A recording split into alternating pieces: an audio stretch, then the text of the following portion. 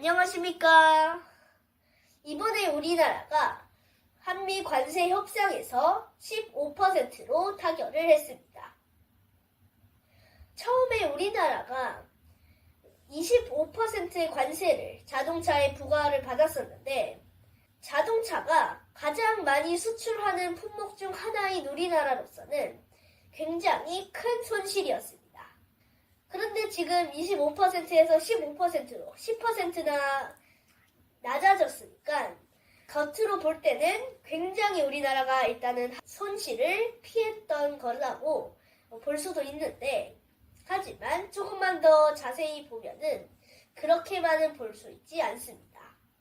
먼저 우리나라뿐만이 아니라 EU 국가들과 일본도 15%씩 관세를 협상을 맺었는데, 일본과 EU 국가들이 다른 점이 있습니다.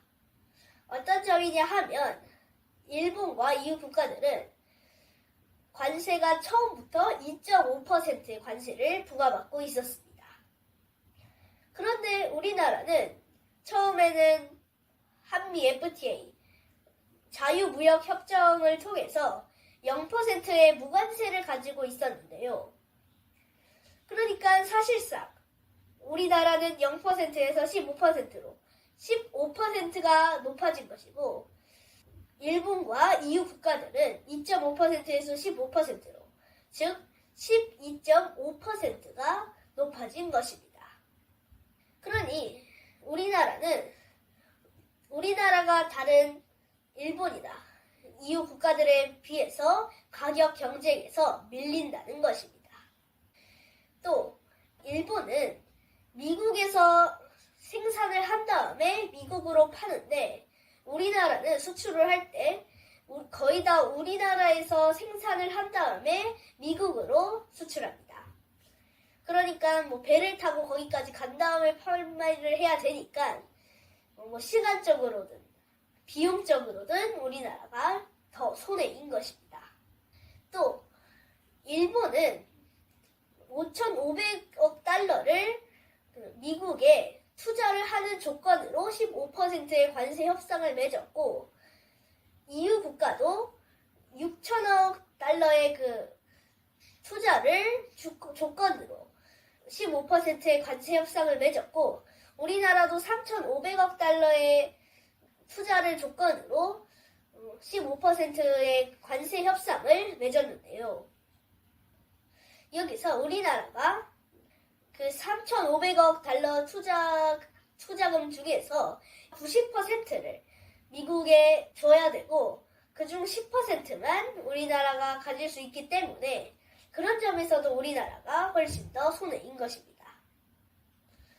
또 이것은 정확하진 않지만 미국에서는 한국에서 쌀과 소고기를 개방을 했다 하고 있고, 지금 정부에서는 하지 않았다고 하고 있는데, 정확히는 모르지만 어쨌든 이런 일도 있기 때문에 이런 여러 가지 차원에선 우리나라가 훨씬 더 밀리고 있다는 것입니다.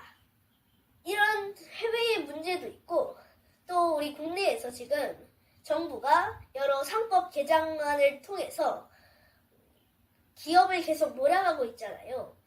그러니까 그렇게 기업이 계속 자기들이 몰리고 그러다 보면 산업 공동화를 하게 될 텐데, 그렇게 만약에 산업 공동화를 이렇게 하게 된다면 우리나라 국내의 일자리가 줄어들 것입니다. 그러니까 이런 우리나라 국내의 문제와 이런 지금 해외의 문제가 합쳐지게 되면 정말 우리나라가 큰 위기를 맞을 수도 있다는 것입니다.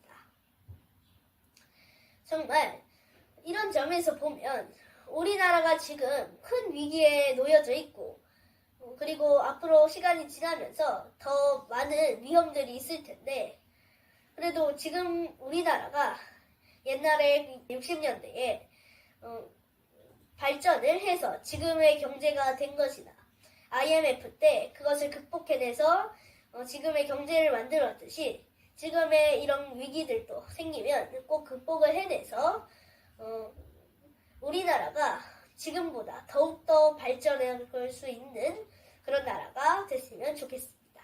감사합니다.